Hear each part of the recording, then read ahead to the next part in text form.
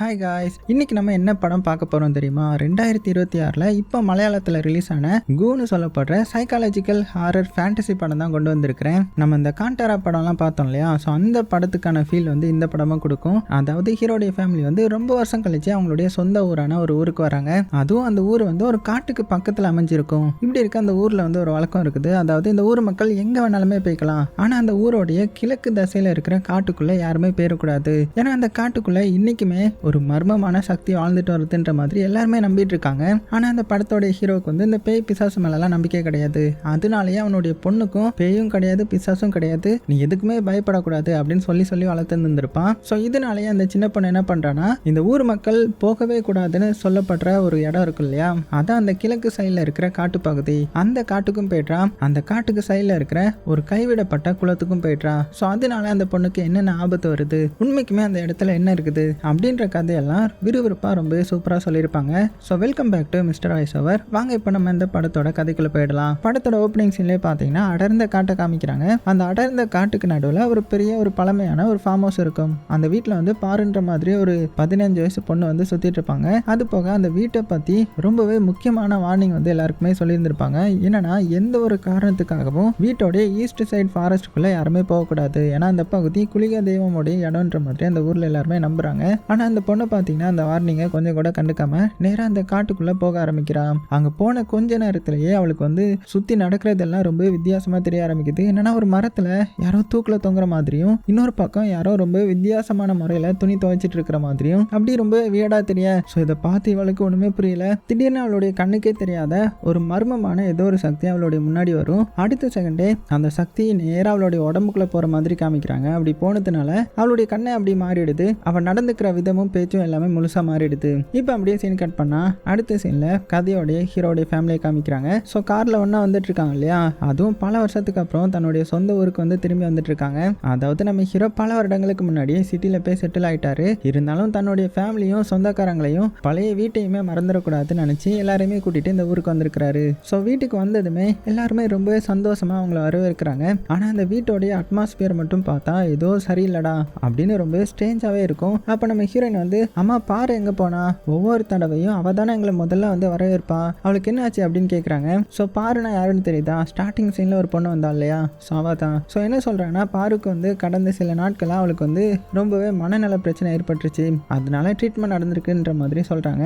அதனால இப்போ அவள் யாருக்கிட்டையுமே சரியாக பேசுகிறதே கிடையாதுன்ற மாதிரி வீட்டில் இருக்கிறவங்க சொல்ல ஆரம்பிக்க, அந்த டைமில் இந்த சின்ன பொண்ணான நிலா அப்பு கிட்ட ஃப்ரெண்டாக பேசலான்ற மாதிரி ட்ரை பண்ணுவா. ஆனால் அப்போ அவளை கொஞ்சம் கூட கண்டுக்காம சைலண்டாகவே அங்கேருந்து போயிடுறான். எனவே யாருக்கிட்டையுமே அதிகமாக பேச மாட்டான் இல்லையா? அப்புறமா கொஞ்ச நேரத்துக்கு அப்புறம் ஹீரோடைய ஃபேமிலி பார்வை பார்க்க போகிறாங்க. அங்கே போய் பார்த்ததுமே பாரு ஒரு மூலையில் ரொம்பவே வித்தியாசமாக அமைதியாக உட்காந்துட்டு இருக்காங்க, அசையாம. அவளுடைய முகத்தையும் அவள் நடந்துக்கிற விதத்தை பார்த்த உடனே அந்த சின்ன பொண்ணு நிலா இருக்கான் இல்லையா, அவள் பயத்தில் அப்படியே ஹீரோ பின்னாடி ஒளிஞ்சிக்கிறான். ஆனால் வீட்டில் இருக்கிறவங்க பயப்படாதீங்க, அவளுக்கு உடம்பு சரியில்லை, ட்ரீட்மெண்ட் நடக்குது, சீக்கிரமாகவே சரியாயிடுவா அப்படின்ற மாதிரி சொல்கிறாங்க. அதுக்கப்புறம் ஹீரோடைய ஃபேமிலிக்கு ஹீரோ சின்ன வயசில் தங்கியிருந்த அதே பழைய ரூமை தங்க கொடுக்குறாங்க. ஸோ அப்படியே நைட்டும் ஆகுது. ஸோ இப்படி நம்ம ஹீரோ அந்த ரூமில் தூங்கிட்டு இருக்கும்போது அவனுக்கு ஒரு பயங்கரமான கனவு வருது. என்னன்னா, அந்த கனவுல ஒரு மர்மமான பொண்ணு திரும்ப திரும்ப நம்ம ஹீரோடைய பேரை சொல்லி கூப்பிட்டுட்டே இருக்கிற மாதிரி தெரிய, அவ்வளோதான் பதறி அடிச்சு எந்திரிச்சிட்டான். சே, என்ன கனவுது, ஏன் இப்படி யாரோ என்னுடைய பேரை சொல்லி கூப்பிடுறாங்கன்ற மாதிரி பயந்து போயிட்டான்.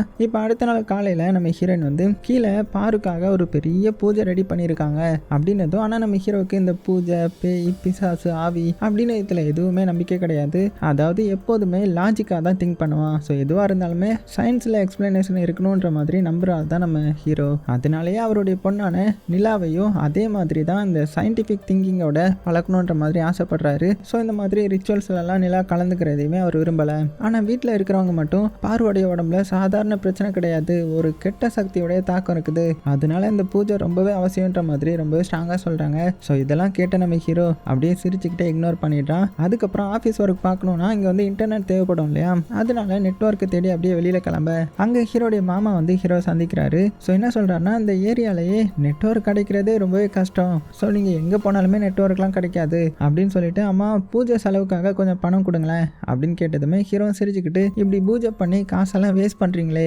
அப்படின்னதும் உடனே மாமா சீரியஸ் ஆக்கி, இந்த வீட்டில் இருக்கிற ஒவ்வொருத்தருக்கும் ஒவ்வொரு பிரச்சனை, ஒவ்வொருத்தருக்கு பண கஷ்டம், இன்னொருத்தருக்கு உடல்நல பிரச்சனை, இன்னும் சிலருக்கு வாழ்க்கையே தலைகீழாக மாறிடுச்சு, அது மட்டும் இல்லாமல் என்னுடைய சொந்த பையன் பையனுக்கு மனசாலும் சரி உடம்பாலும் சரி நிறைய பிரச்சனைகள் இருக்குது. ஸோ அதுக்கு என்ன அர்த்தம்னா இந்த குடும்பத்திலேயே ஏதோ ஒரு பெரிய சாபம் வந்து நம்மளை பின்தொடர்ந்து வந்துட்டு இருக்குது, அதனால இந்த பூஜைலாம் கண்டிப்பாக நடக்கணும் அப்படின்னு அவர் உறுதியை நம்புறாரு.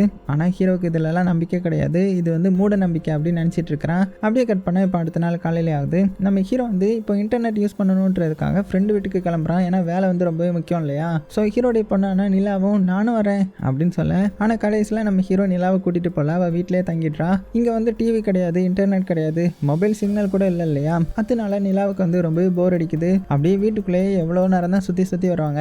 அப்போ திடீர்னு மேல் மாடியிலேருந்து ரொம்பவே இனிமையாக ஏதோ ஒரு பாடுற சத்தம் கேட்குது. ஸோ அந்த சத்தத்தை ஃபாலோ பண்ணி மெதுவாக மேலே போய் பார்க்குறான். அங்கே வந்து இந்த பாரு இருக்காங்க இல்லையா, அவங்க வந்து தனியாக உட்காந்து அழகாக பாடிட்டு இருக்காங்க. இப்படி நிலா வந்ததுமே பாரு அப்படியே நிலாவை பார்க்க அவ்வளோதான், நிலா பயந்து அங்கேருந்து வேகமாக ஓட ஆரம்பிச்சிட்டேன். ஆனால் அதிர்ச்சியான விஷயம் என்னன்னா, பாரும் இருக்காங்கல்ல அவங்களும் அப்படியே பின்னாடியே நடக்க ஆரம்பிச்சிடுறாங்க. அவ்வளோதான், அந்த நிலா வந்து பயத்தோடைய உச்சத்துக்கே போய் ஓடிட்டு இருக்க திடீர்னு துணிகளுக்கு பின்னாடி இருந்து ஒரு கை வந்து அவளை பிடிக்கும் பாருங்க. அவ்வளோதான், மிரண்டு போயிடுறா. ஆனால் அப்புறம் தான் தெரியுது அது வேற யாரும் கிடையாது, இந்த பாருடைய அம்மா தான் போல. ஸோ அவங்க சிரிச்சுக்கிட்டே பயப்படாதம்மா, பாரு வந்து இப்போ கொஞ்சம் கொஞ்சமாக சரியாயிட்டு இருக்கிறான், ஸோ வந்து கூடிய சீக்கிரமாகவே நல்லா சரியாயிடுவா அப்படின்னதும் நிலாவுக்கும் பயப்படாமல் இருக்க முடியல. இப்படி இருக்கா. அதுக்கப்புறம் பாருவும் ரொம்பவே அமைதியாக உனக்கு பாட்டு கற்றுக்கணுமா அப்படின்னு நிலா கிட்ட போய் கேட்குறா. ஆனால் ஏற்கனவே பயந்துருந்த நிலா வந்து இல்லைக்கா வேண்டாம் அப்படின்னு சொல்லிட்டு அங்கேருந்து ஓடிட. அப்படியே நைட்டும் ஆகுது. ஸோ இன்னைக்கு நம்ம ஹீரோ ரொம்ப லேட்டாக வீட்டுக்கு வராரு. ரூம்குள்ளே ட்ரெஸ் சேஞ்ச் பண்ணிட்டு இருக்கும்போது எதிரில் இருந்த கண்ணாடியில் அதே கனவுல வந்து அந்த மர்மமான பொண்ணு மறுபடியும் தெரிய ஆரம்பிக்கிறான். இவருக்கு ஒன்றுமே புரியல. உடனே பயத்திலேயே அவளை ஃபாலோ பண்ணி போறாரு.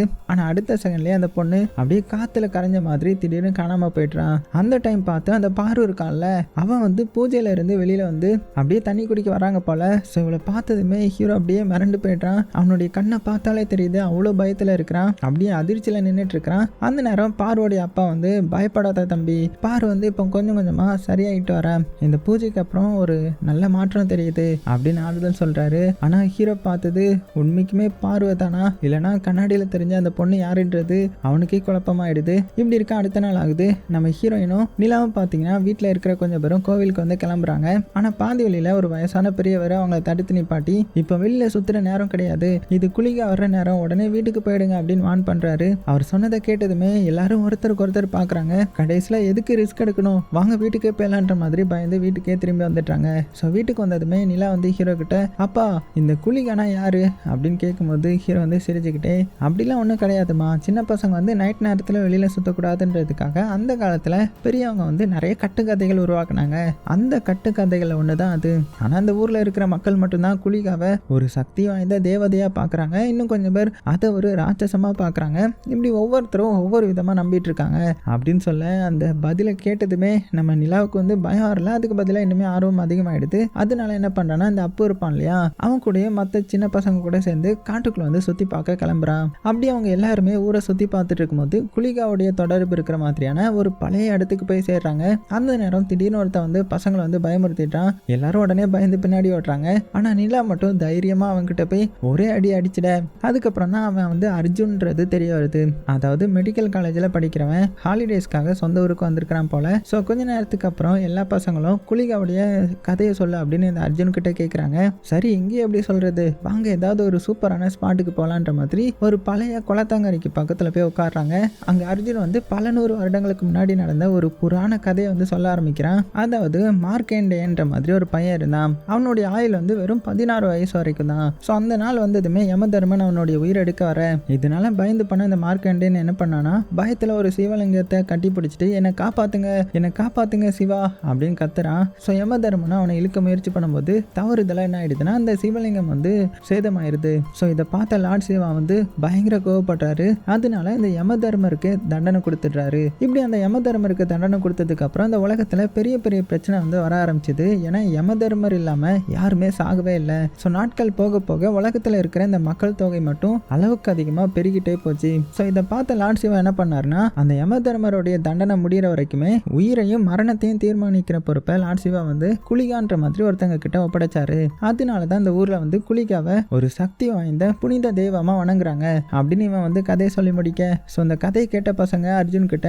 ஆமா உங்களுடைய அப்பா வந்து ஃபெஸ்டிவல் டைம்ல இந்த குளிகாவுடைய வேஷம் போடுவார்ல, அப்படின்னா உன்னுடைய அப்பாவும் டேஞ்சரஸான ஆளா அப்படின்னு கேட்கும்போது உடனே அவன் சிரிச்சுக்கிட்டே அப்படிலாம் கிடையாதுமா அப்படின்னு சொல்லிட்டு இந்த ஃபெஸ்டிவல் டைம்ல என்னுடைய அப்பா குளிகா வேஷம் போட்ட போட்டதுமே குளிகா தெய்வத்தோடைய அருள் அவருக்கு கிடைச்சிருச்சுன்ற மாதிரி மக்கள்லாம் நம்புறாங்க. அவ்வளவுதான். அதுக்கப்புறம் அவர் ஒவ்வொருத்தருக்கு ஆசீர்வாதம் கொடுப்பாரு. அதனால குளிகாவை மட்டும் யாரும் கெட்ட சக்தியா பார்க்க மாட்டாங்க, அது ஒரு புனிதமான காவல் தெய்வம் நம்புறாங்க அப்படின்னு சொல்லி முடிக்க ஸோ அந்த கதையை கேட்டதுக்கு அப்புறம் பசங்களுக்கு குளிகா மேல இன்னுமே ஆர்வம் வந்துடுது. அதனால அடுத்ததான் என்ன பண்றாங்கன்னா இந்த அர்ஜுனோடைய ரூம்லயே எல்லாருமே சேர்ந்து குளிகாவை பத்தி இனிமே நிறைய கேட்டு தெரிஞ்சுக்க ஆரம்பிக்கிறாங்க. ஸோ இப்படி அர்ஜுன் வந்து அடுத்த ஸ்டோரியை சொல்ல ஆரம்பிக்கிறான். இப்படி சொல்லிட்டு இருக்கும் போதே நம்ம ஹீரோ நிலாவை தேடி அங்க வந்துட்டாரு. உடனே பசங்க எல்லாருமே என்ன சொல்லிட்டாங்கன்னா இந்த அர்ஜுனன் இருக்காங்கல்ல அவங்க குளிகாவை நேர்ல பார்த்துருக்கிறதா சொல்றாங்கன்ற மாதிரி சொல்லிட அதை கேட்ட ஹீரோ அப்படியே அமைதியா நிக்கிறான். அப்ப அர்ஜுன் பாத்தீங்கன்னா என்ன பண்றான்னா அவனுடைய சைல்ட்ஹுட்ல நடந்த ஒரு சம்பவத்தை சொல்ல ஆரம்பிக்கிறான். எனக்கு வந்து அப்போ வயசு வெறும் 5 மட்டும்தான். ஒரு நைட் அம்மாவுடைய பக்கத்துல தூங்கிட்டு இருந்தேன். அப்போ திடீர்னு ஏதோ ஒரு சத்தம் கேட்டு எனக்கு தூக்கம் கலைஞ்சிடுச்சு.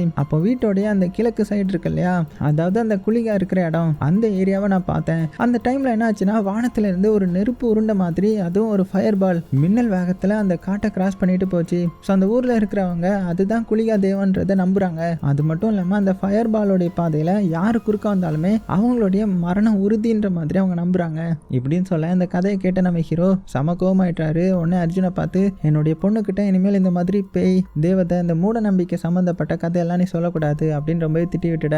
அவனுக்கே கஷ்டமாயிடுது. அதுக்கப்புறம் நிலாவை பார்த்து வா வீட்டுக்கு போகலாம் அப்படின்னு கூப்பிட. ஆனா நிலாவை பார்த்தீங்கன்னா இல்லப்பா என்னுடைய கசின்ஸ் எல்லாருமே இங்கே தானே இருக்காங்க, நானும் இங்கேயே இன்னைக்கு தங்க போறேன் அப்படின்னதும் ஸோ ஹீரோ கொஞ்ச நேரம் பார்க்குறான். பார்த்துட்டு ஹீரோயின் கிட்ட கேட்டுட்டு சரி இங்கேயே இரு அப்படின்னு சொல்லிட்டு அங்கேயே விட்டுட்டு கிளம்புறாங்க. அன்னைக்கு நைட் எல்லா பசங்களும் ஒவ்வொருத்தரா தூங்க ஆரம்பிக்கிறாங்க. ஆனா நம்ம நிலா மட்டும் இன்னைக்கு குளிகாவை கண்டிப்பா பார்க்கணும் அப்படின்னு ஆசையோட தூங்காம அப்படியே முழிச்சுட்டே இருப்பா. அந்த நேரம் அந்த அப்பவும் பார்த்தீங்கன்னா அமைதியா ஜன்னல் பக்கத்துல உட்காந்து அப்படியே வெளியே பார்த்துட்டே இருப்பான். அந்த டைம்ல என்ன ஆகுதுன்னா திடீர்னு ஜன்னலுக்கு வெளியில ஒரு நெருப்பு உருண்டை மாதிரி, அதான் அந்த ஃபயர் பால் மின்னல் வேகத்துல பறந்து போகுது. அதை பார்த்த உடனே நிலா அப்படியே மறந்து போய் ரொம்பவே சந்தோஷத்துல நான் குளிகாவை நேர்ல பார்த்துட்டேன் அப்படின்னு நம்ப ஆரம்பிச்சுட்டா. இப்ப அடுத்த நாள் காலையில அவன் நடந்ததெல்லாம் எல்லா பசங்க கிட்டேயும் சொல்றான். அதை கேட்ட சில பசங்க பயந்தாங்க இருந்து ஓடி போயிட. ஆனா அர்ஜுன் மட்டும் அவ பேசுறத அமைதியா கேட்கிறான். அவ சொல்றதும் கொஞ்சம் உண்மையும் கொஞ்சம் கற்பனையும் கலந்துருக்கிறத அவன் வந்து புரிஞ்சுக்கிறான்.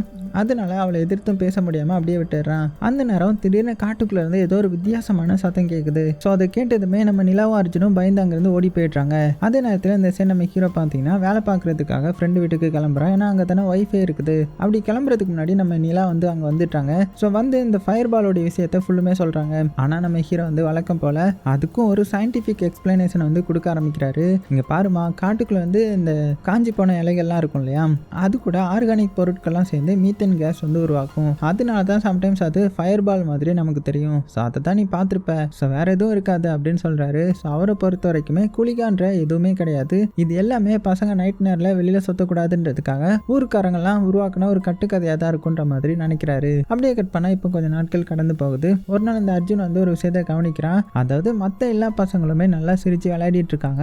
ஆனா அந்த பாரு மட்டும் எப்ப பார்த்தாலும் வீட்டுக்குள்ள தனியா அதுவும் சோகமா ஒரு மூலையில உட்கார்ந்து இருக்கிறாள் இல்லையா, ஏன்னா அவளுக்குள்ள ஆவி புகுந்திருக்கும். இது தெரியாதுல்ல அவனுக்கு. ஸோ அதை பார்த்த அர்ஜுன் வந்து இப்படி இருந்தா இன்னுமே அவளுடைய மனசு தான் உடைஞ்சிடும், இவளை வெளியில கூட்டிட்டு போகணும் அப்படின்னு முடிவு பண்றான். அதுக்கப்புறம் பார்வையும் சேர்த்து எல்லா பசங்களும் அப்படியே காட்டுக்குள்ள இருக்கிற ஒரு பழைய குளம் பக்கமா கூட்டிட்டு போறான். அது வந்து சாதாரணமான இடம் கிடையாது. அந்த ஊர்ல இருக்கிறவங்களே இந்த குளத்துக்கு வர்றதுக்கு ரொம்ப பயப்படுவாங்க. ஸோ அந்த மாதிரியான ஒரு இடம். ஸோ இதை பார்த்ததுமே நிலா வந்து அம்மா இந்த இடத்துக்கு ஏன் யாருமே வரமாட்டாங்க அப்படின்னு கேட்கும்போது உடனே அர்ஜுன் வந்து இன்னொரு பழைய கதையை வந்து சொல்ல ஆரம்பிக்கிறான். அதாவது பல வருடங்களுக்கு முன்னாடி ஒரு அம்மாவும் அவங்களுடைய சின்ன பொண்ணும் இந்த குளத்துல வந்து குளிக்க ஆரம்பிச்சாங்க. அப்படி இந்த குளத்துல குளிச்சுட்டு திரும்ப வீட்டுக்கு போற நேரத்துல அந்த சின்ன பொண்ணு திடீர்னு காணாம போயிட்டா. ஸோ ஊர் மக்கள் எல்லாருமே எவ்வளவோ தேடுறாங்க. ஆனா அந்த குழந்தை எங்கேயுமே கிடைக்கல. கடைசியில அந்த குளத்துல அந்த குழந்தையோடைய அந்த டெட் பாடி வந்து மிதந்து வந்துச்சு. அதுக்கப்புறம் தான் அந்த ஊர்ல இருக்கிறவங்க இந்த குளத்துல ஒரு பொண்ணோடைய ஆவி இருக்கு, அதுதான் அந்த குழந்தையை கொன்னுடுச்சுன்ற மாதிரி நம்ப ஆரம்பிச்சாங்க. ஏன்னா அதே பகுதியில ஒரு பொண்ணு வந்து தூக்கு போட்டு ஆல்ரெடி தற்கொலை பண்ணிக்கிட்டதாகவும் ஒரு கதை இருந்துச்சு. ஸோ அதனால அந்த பொண்ணுடைய ஆவி தான் அந்த சின்ன பொண்ணை கொலை பண்ணிடுச்சுன்ற மாதிரி ஊர் மக்கள்லாம் நம்புறாங்க. ஆனா என்ன பொறுத்த வரைக்கும் அந்த குழந்தை வந்து தவறி தண்ணிக்குள்ள விழுந்திருக்கலாம்ல அப்படின்னு சொல்றான். அதாவது அவனுக்கே பே விஷயத்துல வந்து முழு நம்பிக்கையெல்லாம் கிடையாது. ஸோ இப்படி இந்த ஸ்டோரி முடிஞ்சதுமே எல்லாருமே அந்த இடத்துக்கு நடக்க ஆரம்பிக்கிறாங்க. ஆனா பாரு மட்டும் திடீர்னு எல்லாரையுமே விட்டு தனியா நின்றுட்டு இருப்பா. அவளுடைய உடம்பே ஒரு பக்கம் அப்படியே வளைஞ்ச மாதிரி இருக்க, முகத்துல ஒரு விதமான அப்படியே கோவத்துல பாக்குற மாதிரி இருக்கும். ஸோ இதை பார்த்து அர்ஜுனும் பாரு என்னாச்சு அப்படின்னு கேட்கும்போது ஆனா பாரு வந்து ஒரு வார்த்தை கூட பேசல. அடுத்த நொடியே வேகமா அந்த அர்ஜுனுடைய கழுத்தை பிடிச்சி நேரா அப்படியே தூக்குவாங்க பாருங்க காத்துல. இதை பார்த்து எல்லா பசங்களும் என்னடா நடக்குது இங்கன்ற மாதிரி மறந்து போயிட்டாங்க. அந்த நேரம் பார்வோடைய குரலும் ஃபுல்லுமே மாறி அவளுடைய உடம்புல வேற யாரோ இருந்து பேசுற மாதிரி இருக்கும். அதுவும் கோவத்திலே கத்திக்கிட்டே என்ன சொல்றாங்கன்னா, அந்த பொண்ணு தற்கொலை பண்ணிக்கல, அவளை கொலை பண்ணிட்டாங்க, கொலை பண்ணிட்டு அதை தற்கொலை மாதிரி மாத்திட்டாங்க அப்படின்னு மறுபடியும் கத்துறான். உண்மை தெரியுமா உனக்கு, உண்மை தெரியுமா உனக்கு, உண்மை தெரியலன்னா ஏன் பேசுற அப்படின்ற மாதிரி பயங்கரமா அலற ஆரம்பிச்சிட்டான். ஸோ இதை பார்த்ததுமே பசங்களுக்கு எப்படி இருக்கும், உயிரே போயிடுற மாதிரி ஆயிடுச்சு. அதனால பயத்துல ஆளுக்கு ஒரு திசையை அந்த காட்டுக்குள்ள ஓட ஆரம்பிச்சிடுறாங்க.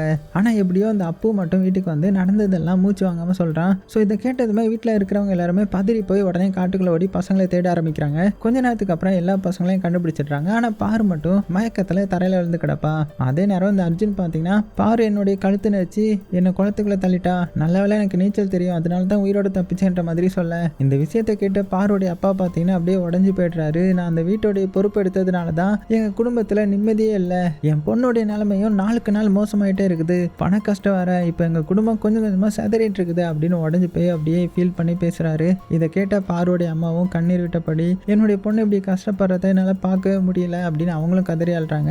இந்த நேரம் அர்ஜுன் மட்டும் உடனே ஒரு முடிவுக்கு வரான். பார்வை நம்ம என்ன பண்ணலாம்னா ஹாஸ்பிட்டல் வந்து கூட்டிட்டு போகலாம், இது வந்து சூப்பர் நேச்சுரல் மாதிரி தெரியல, மென்டல் இல்னஸ் மாதிரி இருக்குது அப்படின்னதும், ஏன்னா இவன் வந்து ஒரு மெடிக்கல் ஸ்டூடெண்ட் தானே, அதனால எல்லாத்தையுமே மெடிக்கல் ஆங்கிள் இருந்து பார்க்கறான். ஆனா பார்வோடைய அப்பா மட்டும் டாக்டரை விட இந்த பூஜை மந்திரம் இந்த எக்ஸார்சம் அப்படின்னு அது மேலதான் ஃபுல் நம்பிக்கை வச்சிருக்கிறாரு. அதனால வீட்டில் இருக்கிற எல்லாருமே ஒன்னா சேர்ந்து பணம் சேர்க்கிறாங்க. அதுக்கப்புறம் ஒரு சக்தி வாய்ந்த சாமியாரை வந்து வீட்டுக்கு கூட்டிட்டு வராங்க பூஜை பண்றதுக்காக. ஸோ வீட்டுக்குள்ள வந்த சாமியார் உடனே மந்திரம் சொல்லி இந்த ஹோமம்லாம் வளர்த்து ஒரு சடங்கையும் முறையா பண்ண ஆரம்பிக்கிறாரு. ஸோ பூஜை நடந்துட்டு இருக்கும் போது பார்வோடைய உடம்புக்குள்ள இருந்த அந்த மர்மமான சக்தி அப்படியே வெளியில போறதுக்கு போராடுற மாதிரி தெரியுது. அவளுடைய பாடி ஃபுல்லா அப்படியே நடுங்க ஆரம்பிக்குது. அந்த நேரத்துல திடீர்னு கரண்ட்டும் முழுசா போயிடுமா. அப்ப என்ன ஆகுதுன்னா, அந்த எரிஞ்சிட்டு இருந்த விளக்கும் அப்படியே ஒவ்வொன்றா அணைய ஆரம்பிக்க கொஞ்ச நேரத்துல வீடு ஃபுல்லுமே அப்படியே இருட்டுல மூழ்கிறது. வேற வழியே இல்லாம எல்லாருமே இந்த மொபைல் டார்ச்சர் தான் ஆன் பண்றாங்க. ஆனா அந்த வெளிச்சத்துல பார்வை தேடி பார்த்தா அவளை ஆளை காணோம், எங்க போனான்னு தெரியல. ஸோ இதை பார்த்ததுமே எல்லாருமே வீடு முழுக்க பதறி போய் தேட ஆரம்பிக்கிறாங்க. அந்த நேரத்துல திடீர்னு பாரு நம்ம ஹீரோ முன்னாடி வந்து நிக்கிறான். ஆனா அது பாரு மாதிரி இல்ல, வேற யாரோ அவளுடைய உடம்பை பயன்படுத்தி பேசுற மாதிரி இருக்குது. அந்த குரல் என்ன சொல்லுதுன்னா, உன்னுடைய அம்மா வந்து கிணத்துல விழுந்து சாகும்போது நீ எதுவுமே செய்யல, உன்னுடைய அம்மாவுடைய சாவுக்கு நீ தாண்டா காரணம் அப்படின்ற மாதிரி சொல்ல, அந்த வார்த்தையை கேட்டதுமே அவனுடைய முகமே மாறிடுது. அதாவது பல வருஷங்களா அவனுடைய மனசுக்குள்ளே புதைஞ்சு கிடந்த ஒரு சைல்ட்ஹுட் டிராமா போல. அதாவது ஹீரோ சின்ன வயசா இருக்கும்போது ஹீரோடைய அம்மா வந்து எப்படியோ இறந்துட்டாங்க. ஆனா அதுக்கு நம்ம ஹீரோ தான் காரணம்ன்ற மாதிரி நினைச்சிட்டு இருக்கிறான். ஆனா அது என்னன்றது தெரியல. இங்க அவர் அப்படியே அதிர்ச்சியில் வரைஞ்சு நிக்கிறாரா. அந்த நேரத்துல சாமியார் வந்து வேகமா ஓடி வந்து மந்திரம் சொல்லிக்கிட்டே பார்வோடைய தலைமுடியை பிடிச்சிக்கிறாரு. அதுக்கப்புறம் கொஞ்ச நேரம் போராட்டத்துக்கு அப்புறம் அந்த கொடூரமான ஆவிய ஒரு மண் பானைக்குள்ள வந்து எப்படியோ அடைச்சிடுறாரு. அப்புறமா இந்த பானையை உடனே தண்ணியில கரைக்கணும், அப்பதான் அந்த ஆவி வந்து முழுசாலியும் அப்படின்னதும் உடனே அந்த பானையை தூக்கிட்டு போக யாருக்குமே தைரியம் இல்லை. ஏன்னா அதுக்குள்ள ஒரு கொடூரமான ஆவி அடைஞ்சிருக்கு இல்லையா. இப்படி இருந்தா யாராவது அந்த பானையை தொடுவீங்களா என்ன, யாரும் தொட மாட்டோம்ல. ஸோ எல்லாருமே பயத்துல ஒருத்தருக்கு ஒருத்தர் முகத்தை பார்த்து அப்படியே நிக்கிறாங்க. அந்த நேரத்துல நம்ம ஹீரோ மட்டும் ஒரு நிமிஷம் கூட யோசிக்காம நான் எடுத்துட்டு போறேன் அப்படின்னு சொல்லி அந்த மண்பானையை கையில தூக்கிக்கிறாரு. இதை பார்த்த நிலா நானும் வரேன் அப்படின்னு அடம் பிடிக்கிறான். இந்த தடவை நம்ம ஹீரோவை தடுக்கவே இல்லை. ஏன்னா இது எல்லாமே மூட நம்பிக்கைதான்றது தன்னுடைய பொண்ணுக்கு நிரூபிக்கணும்ன்ற மாதிரி நினைக்கிறாரு. அதுக்கப்புறம் எல்லாருமே சேர்ந்து அந்த பானையை எடுத்துட்டு ஒரு பெரிய ஏரியை நோக்கி கிளம்புறாங்க. வழியில போயிட்டு இருக்கும்போது திடீர்னு அவங்க போயிட்டு இருந்த அந்த வண்டி நடுவுலயே நின்று போயிருது. அதனாலேயே எல்லாருமே கீழே இறங்கி வண்டியை தள்ள ஆரம்பிக்கிறாங்க. அந்த நேரத்துல நம்ம ஹீரோ வந்து அந்த மண்பானையை கொஞ்ச நேரம் நிலா கையில கொடுத்துட்டு வண்டியை வந்து தள்ள போயிடுறாரு. ஆனா வண்டி திடீர்னு நகர்ந்ததுனால நிலாவுடைய பேலன்ஸும் போயிடும். அவ அப்படியே கீழே விழுந்துடுறான். அந்த நேரத்துல அந்த மண்பானை வண்டியிலேயே மோதிருது. கிராக்குன்ற மாதிரி ஒரு சவுண்டு. என்னன்னா அந்த பானையில இருந்து ஒரு பெரிய ஓட்டை விழுந்துரும். அந்த ஓட்டைக்குள்ள இருந்து ஏதோ ஒரு கருப்பு புகை மாதிரி வெளியில போக ஆரம்பிக்க. ஆனா நம்ம நிலாவை பார்த்தீங்கன்னா பயப்படவே இல்லை. அவளுடைய விரலை வச்சு அந்த ஓட்டையை அடைச்சிடுறா. அதுக்கப்புறம் அவங்க எல்லாருமே ஏரிக்கரைக்கு போயிடுறாங்க. அங்க அந்த சாமியார் எல்லாருமே பார்த்து இப்ப எல்லாருமே திரும்பி நின்னுக்கோங்க, எவ்வளவு சத்தம் கேட்டாலும் என்ன பண்ணாலுமே பின்னாடி திரும்பி பார்க்க கூடாது அப்படின்னு ரொம்பவே எச்சரிக்கை கொடுக்குறாரு. ஸோ நம்ம ஹீரோ மட்டும் நிலாவை பார்த்து அது வந்து அவங்களுடைய நம்பிக்கை, அவ்வளவுதான், இங்க எதுவும் நடக்க போறது இல்லை அப்படின்னு அமைதியா சொல்றாரு. அதுக்கப்புறம் கொஞ்ச நேரத்துக்கு அப்புறம் பூஜை முடிஞ்சிடும். ஆனா சாமியார் முகத்துல மட்டும் நிம்மதியே இல்லை. அவரு ரொம்ப யோசிச்சுட்டு, இத்தனை வருஷமா அந்த வீட்டை துன்பப்படுத்தினது ஒரு இளம் பொண்ணுடைய ஆவி. ஆனா அந்த ஆவி வந்து சாதாரண ஆவி கிடையாது, ரொம்பவே சக்தி வாய்ந்தது, இவ்வளவு ஈஸியெல்லாம் அடங்காது. எனக்கு என்னமோ ஒரே சந்தேகமா இருக்குது, இந்த சடங்குல எங்கேயோ ஒரு பெரிய தப்பு நடந்துருச்சு அப்படின்னு சொல்ல, அந்த வார்த்தையை கேட்டதுமே எல்லாருமே மறுபடியும் பயந்துட்டாங்க. இருந்தாலும் எல்லாருமே அப்படியே அடுத்தது வீட்டுக்கு வந்துட்டாங்க. ஆனா வீட்டுக்கு வந்ததுமே அவங்க எல்லாருமே சாக்காகிறாங்க. ஏன்னா பாரு மறுபடியும் அதே பழைய மாதிரி வித்தியாசமா நடந்துக்க ஆரம்பிச்சிருக்கிறா. அதை பார்த்த உடனே வீட்டுல இருக்கிறவங்க அந்த ஆவி திரும்பவும் பார்வடைய உடம்புக்குள்ள வந்துருச்சா அப்படின்னு பயப்படுறாங்க. ஆனா அர்ஜுன் மட்டும் இன்னும் அதை நம்பவே இல்லை. ஏன்னா அவன் வந்து மெடிக்கல் ஸ்டூடெண்ட் இல்லையா. அவன் என்ன சொல்றான்னா, மறுபடியும் இது எல்லாமே ஒரு மென்டல் இல்னஸ் தான், தேவையில்லாம அந்த சாமியாரை கூட்டிட்டு வந்து காசை வேஸ்ட் பண்றீங்க அப்படின்னதும் இப்படி அவன் சொல்லி முடிக்கிற நேரத்துல திடீர்னு வீட்டுல இருந்த பொண்ணுங்கள்ல ஒவ்வொருத்தருக்குமே வித்தியாசமா நடந்துக்க ஆரம்பிக்கிறாங்க. அவங்களுடைய முகப்பாவனை, அவங்களுடைய பேச்சு, நடவடிக்கை எல்லாமே ஏதோ ஒரு சக்தி அவங்கள கட்டுப்படுத்துற மாதிரி தெரியுது, இந்த பேய் பிடிச்ச மாதிரி. இதை பார்த்ததுமே அர்ஜுனும் பாத்தீங்கன்னா ஒரு செகண்ட் அப்படியே அமைதியா நின்றுட்டான். உன்னை மறுபடியும் சாமியாரை கூப்பிடுறாங்க. அவரும் வந்துட்டு ஆமா, எங்கேயோ ஒரு பெரிய தப்பு நடந்திருக்குது, இப்போ சாதாரண பூஜையினால இது வந்து சரியாகாது, முழு இந்த பேய் ஓட்டுறதை வந்து நம்ம பண்ணியே ஆகணும், ஆனா அது இப்போ உடனே பண்ண முடியாது, கொஞ்ச நாள் கழிச்சு தான் பண்ணணும், அது வரைக்கும் பாதுகாப்புக்கு எல்லாருமே ஒரு தாயத்தை வச்சுக்கோங்க அப்படின்னு தாயத்தை கொடுக்குறாரு. ஆனா நம்ம ஹீரோ மட்டும் அதை வாங்கிக்க மாட்டாரு. எனக்கு என்னுடைய பொண்ணுக்கு இதெல்லாம் தேவையில்லைன்ற மாதிரி மறுத்துட்டான். அன்னைக்கு நைட் ஆகுது. ஸோ நிலா மட்டும் ரொம்ப அமைதியாக உட்காந்துருக்காங்க. அவளுடைய மனசு அப்படியே கில்ட்டில் இருக்கும், ரொம்பவே உடஞ்சி போயிருக்கும். ஏன்னா அந்த மண்பானையில் விழுந்த ஓட்டை தான் இதுக்கு காரணம்ன்றது அவளுக்கு தெரியும் இல்லையா, அதனால தான் அந்த ஆவி தப்பிச்சிருக்குமோ அப்படின்ற மாதிரி ரொம்பவே ஃபீல் பண்ண ஆரம்பிக்கிறாங்க. ஸோ நம்ம ஹீரோ இதை பார்த்துட்டு அவள் பக்கத்தில் உட்காந்து மெதுவாக ஆறுதல் சொல்கிறான். பேய் ஆவி இதெல்லாம் எதுவுமே கிடையாதுமா, சில நேரம் மனநிலையும் நம்ம நம்பிக்கையும் சேர்ந்து தான் இப்படி பல விஷயங்களை நம்ப வைக்குது அப்படின்னு சைக்காலஜி படி எடுத்து காமிக்க. ஆனால் நிலா மட்டும் முழுசாக கன்வின்ஸ் ஆகவே இல்லை. ஸோ கொஞ்ச நேரத்துக்கு அப்புறம் அவள் அவளுடைய கசின்ஸ் கிட்ட மண்பானை உடைஞ்ச கதையை வந்து சொல்ல ஆரம்பிக்கிறாங்க. நம்ம நிலா தான் உண்மையான கதை கூட சேர்ந்து நிறைய கட்டுக்கதெல்லாம் சேர்ந்து சொல்லுவா இல்லையா, அதே மாதிரி அந்த பானை உடைஞ்ச கதை கூட நிறைய ஸ்டோரியை வந்து ஆட் பண்ணி சொல்லிட்டு இருக்கிறா. அப்போ டம் டம் டம்னு ஏதோ ஒரு சத்தம் வீட்டோடைய மெயின் டோர்ல இருந்து சத்தம் வருது. பயங்கரமா தட்ட ஆரம்பிக்கிறாங்க போல. அப்போ வீட்டில் இருந்த லைட்டும் பார்த்தீங்கன்னா விட்டு விட்டு எரிய ஆரம்பிக்க, அவளுக்கு தான் அங்கிருந்த எல்லா பசங்களும் பயத்தில் ஒரு இடத்துல ஒன்று சேர்ந்துடுறாங்க. அதுக்கப்புறம் வீட்டில் இருந்த பெரியவங்க இவ்வளோ முயற்சி பண்ணியும் பாரு வந்து கட்டுப்படுத்த முடியலன்ற மாதிரி கவலைப்படுறாங்க. ஸோ இதனால நம்ம நிலா வந்து ரொம்பவே கஷ்டப்பட்டு கண்ணீர் விட்டபடியே என்னுடைய தப்பு தான், அந்த பானையை நான் தான் சரியாக பிடிக்கல, அதனால தான் அதில் ஓட்டை விழுந்துருச்சு, அதனால தான் அந்த ஆவியும் வெளியில் தப்பிச்சு மறுபடியும் பாருடைய உடம்புக்குள்ளே போயிடுச்சுன்னு நினைக்கிறேன் அப்படின்னு மறுபடியும் அவளையே குறை சொல்லிட்டு இருக்க. இதை நோட் பண்ண அர்ஜுன் வந்து அவளுடைய பக்கத்தில் வந்து இங்கே பாருமா, அது வந்து உன்னுடைய தப்பு கிடையாது, ஸோ நீ இதை பற்றி எதுவுமே நினைக்கக்கூடாது சரியா அப்படின்ற மாதிரி ஆறுதல் சொல்கிறான். கூடவே உண்மைக்குமே அந்த ஆவி திரும்பி வந்துருந்துச்சுன்னா அது இனிமேல் இந்த வீட்டை விட்டு போயிருக்காது, நம்ம அதை கண்டுபிடிக்கலாம் அப்படின்னு சொல்லி நிலாவுக்கு வந்து கொஞ்சம் தைரியப்படுத்துறான். இப்போ அப்படியே அன்னைக்கு நைட் ஆகுது. எல்லா பசங்களும் அர்ஜுனோடைய ரூம்ல சேர்ந்து தூங்குறாங்க. நடுராத்திரி அர்ஜுனுக்கு வந்து ஏதோ ஒரு வித்தியாசமான ஒரு ஃபீல் வருது. அவன் முகத்துல ஏதோ ஒரு தண்ணீர் துளி சொட்டு சொட்டுன்னு விழுந்துட்டே இருக்கும். உடனே மெதுவா கண்ணை திறந்து பார்க்கறான். அடுத்த செகண்ட் அவனுடைய பக்கத்துல நனைஞ்சபடியே ஏதோ ஒரு பொண்ணு வந்து உட்கார்ந்துருப்பாங்க, சின்ன பொண்ணு. அவ்வளவுதான். இதை பார்த்து அவன் பயத்துல கத்த ஆரம்பிச்சிட சத்தம் கேட்டு சின்ன பசங்க எல்லாருமே எந்திரிச்சிட்டாங்க. ஹீரோவும் நிலாவும் வேகமா ரூம் ஓடி வராங்க. என்னாச்சுன்ற மாதிரி கத்துறாங்க. உடனே அர்ஜுனும் மூச்சு வாங்கிக்கிட்டே நடந்ததெல்லாம் சொல்ல ஆரம்பிக்க, பாரு வந்து என்ன அந்த குளத்துல தள்ளினதுனால அந்த குளத்துல ஆல்ரெடி ஒரு சின்ன பொண்ணு இறந்துருப்பா இல்லையா, ஸோ அந்த பொண்ணுடைய ஆவியை நான் பார்த்தேன். இப்போ அதே பொண்ணு மறுபடியும் என்னுடைய முன்னாடி வந்தா அப்படின்னதும் அவன் பெட்டை பார்த்தா முழுசா தண்ணீரில் நனைஞ்சு கிடக்கும். ஆனால் மற்ற பசங்க என்ன சொல்றாங்கன்னா, எனக்கு நம்ம அந்த அர்ஜுன் அண்ணன் தூக்கத்தில் பெட்ல வந்து சுச்சு போயிட்டாங்க அப்படின்ற மாதிரி கிண்டல் பண்ணி சிரிக்க ஆரம்பிச்சிட்டாங்க. ஆனால் அர்ஜுன் இது என்னுடைய தண்ணி கிடையாது, இது ஆவியோடைய உடம்புல இருந்து சொட்டின தண்ணி அப்படின்ற மாதிரி ஸ்ட்ராங்காக சொல்கிறான். இருந்தாலும் அவன் சொல்கிறது யாருமே நம்பவே இல்லை. எல்லாருமே அவனை கலாய்ச்சிட்றாங்க. இப்போ அப்படியே கட் பண்ண அடுத்த நாள் காலையில் ஆகுது. எல்லா பசங்களும் நேற்று நைட்டு அந்த விஷயத்தை பற்றி தான் பேசிகிட்டு இருக்காங்க. அதே நேரத்தில் அந்த அர்ஜுன் வந்து அவனுடைய கேர்ள் ஃப்ரெண்ட் கிட்ட ஃபோனில் பேசிக்கிட்டு வெளியிலேருந்து அப்படியே வீட்டுக்கு நடந்து வரான். அப்போ ஹீரோடைய மாமா இருக்காங்களே, அவங்களுடைய பையன் வந்து மனநிலை சரியில்லாத பையன், ரொம்ப வித்தியாசமாக நடந்துக்கிட்டு அவங்கள நோக்கி நடந்து வரான். ஸோ இதை பார்த்து எல்லாருமே ஏன் அப்படி நடந்துக்கிற அப்படின்னு கேட்குறாங்க. அதுக்கு அவன் என்ன சொல்கிறான்னா, வயலில் நிற்கிற அந்த சோளக்காட்டு பொம்மை இருக்குல்ல, அது இப்படி தான் நடக்கும் அப்படின்ற மாதிரி சொல்லிட்டு மர்மமாக சிரிச்சுக்கிட்டே போகிறான். உடனே எல்லாருமே வயலை நோக்கி திரும்பி பார்க்குறாங்க. அங்கே நிற்கிற அந்த சோளக்காட்டு பொம்மையுடைய முகம் முன்னாடி இருந்த டேரக்ஷனை விட வேற ஒரு டேரக்ஷனில் திரும்பி நிற்கிது. ஸோ இதை பார்த்த உடனே இது எப்படி பாசிபிள்ன்ற மாதிரி எல்லாருமே ஷாக் ஆகுறாங்க. பயத்தினால யாருக்குமே அதுக்கிட்ட போகிறதுக்கான தைரியமே இல்லை. கடைசியாக அர்ஜுன் நீ தான் போய் பார்க்கணும், நீ தானே பெரிய பையன் அப்படின்னு சொல்லி அவனை அனுப்புகிறாங்க. ஸோ ஃபர்ஸ்ட் வந்து அர்ஜுன் வந்து என்னால் முடியாதுன்ற மாதிரி சொல்ல, ஆனால் பசங்க வந்து உன்னுடைய கேர்ள் ஃப்ரெண்ட் விஷயத்த நாங்கள் வீட்டில் சொல்லிடுவோம் அப்படின்னு பிளாக்மெயில் பண்ண, வேற வழியே இல்லாமல் அர்ஜுனும் பார்த்தீங்கன்னா பயந்துக்கிட்டு அந்த பொம்மையை நோக்கி நடக்க ஆரம்பிக்கிறான். அதுக்கிட்ட போனதுமே மற்ற பசங்களை பயமுறுத்தணுன்றதுக்காக ஐயோ அது என்னுடைய கையை பிடிச்சி இழுக்குது அப்படின்னு கத்த, அதை கேட்ட உடனே எல்லா பசங்களும் பயத்தில் ஐயோ பேய் வந்துருச்சுன்னு அங்கேருந்து ஓட்டம் பிடிச்சிட்றாங்க. ஆனால் அர்ஜுனுக்கு மட்டும்தான் தெரியும் அவன் தான் விளையாண்டான்றது. திரும்பி அந்த சோளக்காட்டு பொம்மையை பார்க்குறான். அப்போ அது உண்மைக்குமே வேற ஒரு திசையில தான் திரும்பி நிற்குது. ஸோ அவனுக்கு புரியாமல் இது எப்படி சாத்தியம் அப்படின்னு அவனுக்கும் சந்தேகம் வருது. உடனே ஃபோனை எடுத்து ஒரு செல்ஃபி எடுக்க ட்ரை பண்ணுறான். ஆனால் அந்த டைமில் என்ன ஆகுதுன்னா, அந்த பொம்மை இவனை நோக்கி பார்க்குற மாதிரி இருக்குமா.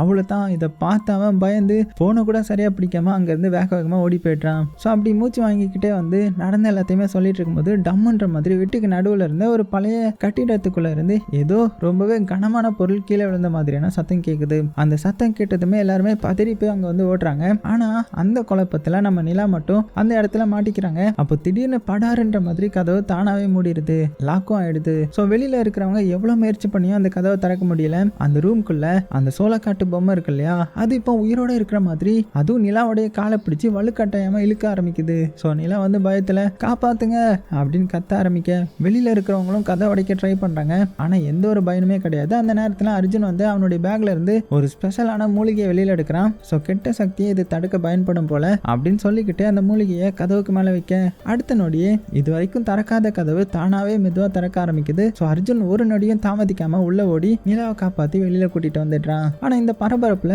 ஹீரோடைய மாமாவுடைய பையன் இருக்கான் இல்லையா, அவன் வந்து பயந்து ஓடும்போது படிக்கட்டுல இருந்து தவறி விழுந்து அவனுடைய தலையிலேயே பயங்கரமா அடிபட்டுருது. உடனே என்ன பண்றாங்கன்னா வேகமா அவனை ஹாஸ்பிட்டல் கூட்டிட்டு போறாங்க. கட் பண்ணா கொஞ்ச நேரத்துக்கு அப்புறம் தான் நம்ம ஹீரோ வந்து வீட்டுக்கு வரான். ஸோ வீட்டுக்கு வந்த உடனே இங்க என்ன நடந்துச்சுன்ற மாதிரி கேட்கும்போது நிலா வந்து நடந்ததெல்லாம் ஒண்ணு விடாம சொல்ல ஆரம்பிக்கிறாங்க. அதாவது அந்த பொம்மை இருக்குல்ல, சோளக்காட்டு பொம்மைக்குள்ள ஏதோ ஒரு ஆவி புகுந்துருச்சு, அது எங்களை அட்டாக் பண்ண வந்துச்சு அப்படின்னதும் அதை கேட்டு நம்ம ஹீரோக்கு வந்து சமக்கம் வந்துருச்சு. உடனே அந்த அர்ஜுனை பார்த்து நான் ஏற்கனவே சொன்னல என் பொண்ணுகிட்ட பேய் ஆவி இதே மாதிரி கட்டுக்கதெல்லாம் சொல்லக்கூடாதுன்னு அப்படின்னு பயங்கர கோவப்படுறாரு. ஆனா அர்ஜுன் மட்டும் ரொம்ப அமைதியா நான் ஸ்டோரி சொல்லல, நடந்த உண்மையா தான் சொன்னேன் அப்படின்னு பதில் சொல்ல அதை கேட்ட நம்ம ஹீரோ இன்னுமே கோவப்பட்டு நீ வந்து ஒரு ஃபியூச்சர் டாக்டர், மெடிக்கல் படிக்கிறவன், நீயே எப்படி மூட நம்பிக்கை நம்பினா மற்றவங்க என்ன பண்ணுவாங்க அப்படின்னு ரொம்பவே திட்டிட்டுறாரு. அப்படியே சீனும் கட் பண்ணா இப்போ அடுத்த சீன்ல நம்ம ஹீரோ வந்து ரொம்பவே சோகமா இருக்கிறான். ஸோ சோகமா இருந்ததுனால அவனுடைய ஒய்ஃபான ஹீரோயின் கிட்ட அவனுடைய சைல்ட்ஹுட் ஸ்டோரியை பத்தி சொல்ல ஆரம்பிக்கிறாரு. அதாவது சின்ன வயசுல இருந்து எல்லாருமே என்கிட்ட பேய் பிசாசு ஆவின்ற மாதிரி சொல்லி ரொம்பவே பயமுறுத்திட்டாங்க,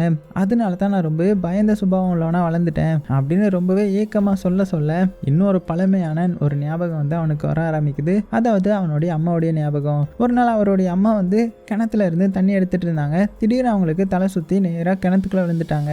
ஸோ இதை வந்து நம்ம ஹீரோ பார்த்துருந்துருப்பான் சின்ன வயசுலயே. அப்படி பார்த்தவன் அதிர்ச்சியில ஒரு சத்தம் கூட போட முடியாம அப்படியே நின்றுறான். கொஞ்ச நேரத்துக்கு அப்புறம் தான் ஊருக்காரங்க வந்து அவங்களை காப்பாற்ற முயற்சி பண்றாங்க. ஆனா அதுக்குள்ள ரொம்ப லேட் ஆயிடுச்சு. ஸோ ஹீரோடைய அம்மா வந்து ஏற்கனவே இறந்துட்டாங்க.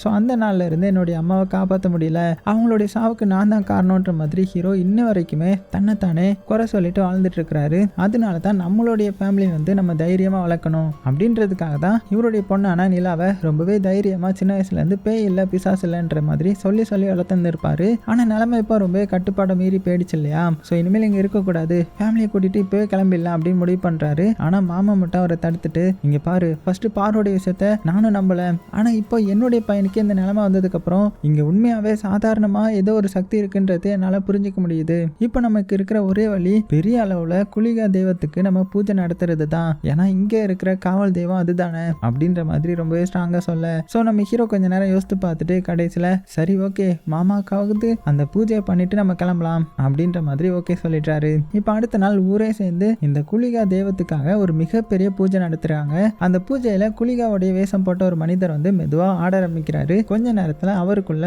அந்த குளிகா தெய்வத்தோடைய அருள் இறங்கிடுச்சு. அப்புறமா அவர் ஒவ்வொருத்தருக்கிட்டையும் போய் ஆசீர்வாதம் கொடுக்க ஆரம்பிக்கிறாரு. ஸோ இதை பார்த்த நம்ம நிலா மட்டும் பயந்து அப்படியே பின்னாடி போறா. அதை பார்த்த குளிகா தெய்வமும் மெல்ல அவகிட்ட வர அவ்வளவுதான் பத்திரி போய் அப்படியே நேரா காட்டுக்குள்ள ஓடுறான். அதை கவனிச்ச குளிகா வந்து அவளுக்கு பின்னாடியே போறாங்க. ஆனா அவர் வந்து அவளை பயமுறுத்தல, ரொம்பவே அமைதியா நான் பேயோ பிசாசோ கிடையாது, நான் இந்த ஊரை காப்பாத்துற ஒரு தெய்வம், எனக்கு சின்ன பசங்களை பார்த்தா ரொம்பவே பிடிக்கும், ஆமா உனக்கு எதை பார்த்தா பயம் அப்படின்னு கேட்கும்போது நிலா வந்து அவளுடைய மனசுல இருந்ததெல்லாம் சொல்ல ஆரம்பிக்கிறான். அதை கேட்ட குளிகா வந்து அவளுடைய காது கிட்ட போய் யாருக்கும் கேட்காத மாதிரி ஒரு ரகசியத்தை சொல்றாங்க. கூடவே நான் சொன்னதை யாருக்கிட்டையும் சொல்லக்கூடாது அப்படின்னு எச்சரிக்கையும் பண்றாரு. அப்படியே சீனும் கட் ஆகுது.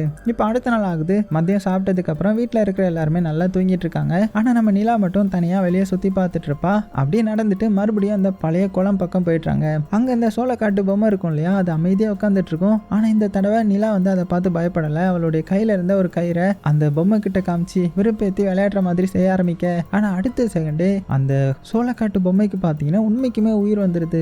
அதாவது அதுக்குள்ள பேய் இருக்குது. அது வேகமா நம்ம நிலாவை துரத்த ஆரம்பிக்க உயிர் பயத்துல நிலாவும் அந்த குளிகா சொன்ன டைரக்ஷனை நோக்கி ஓட ஆரம்பிக்கிறாங்க.